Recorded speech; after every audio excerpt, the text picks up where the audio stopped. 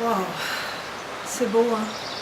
Les montagnes que vous venez tout juste de voir sont vieilles de millions d'années, voire de milliards d'années.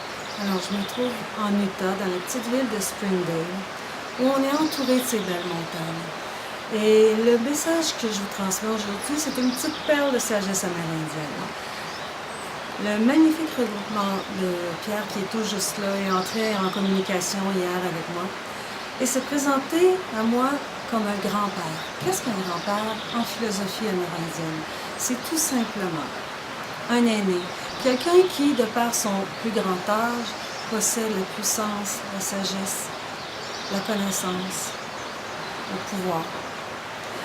Et vous savez, c'est bon pour nos aînés, les êtres humains, mais c'est aussi bon pour tout être vivant, animaux, arbres, montagnes. Et l'importance du grand-père dans la philosophie amérindienne est primordiale. Pour nous, les Nord-Américains, on n'a pas été élevés et éduqués en ayant le respect des aînés. Et pourtant, un peu partout au travers du globe, c'est ainsi que ça se passe.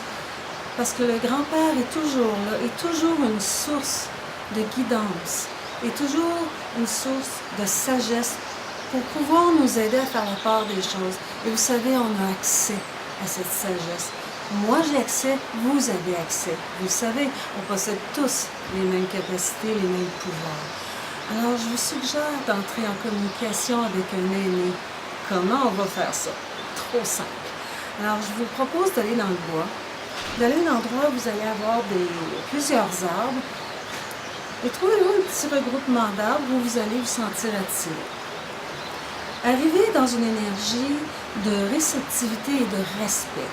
Demandez au grand-père de se présenter à vous et rapidement, votre œil va être attiré par un grand-père, c'est-à-dire l'arbre va être probablement le plus gros, le plus solide, les plus grosses racines, le plus gros tronc d'arbre. Et demandez-lui la permission d'entrer dans son énergie, d'entrer en interaction avec lui. Une fois que c'est fait, approchez-vous respectueusement de lui.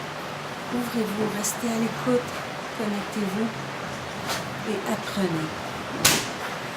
Une fois que ça va être fait, faites-moi plaisir, venez partager sur ma page ou en message privé si vous êtes trop mal à l'aise, mais on a tous à apprendre les uns des autres. Et votre expérience, même si vous croyez qu'elle est petite, peut changer nos vies.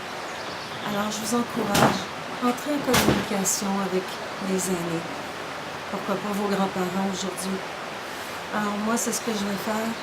Je m'en vais me promener dans les montagnes. Bonne journée. À bientôt.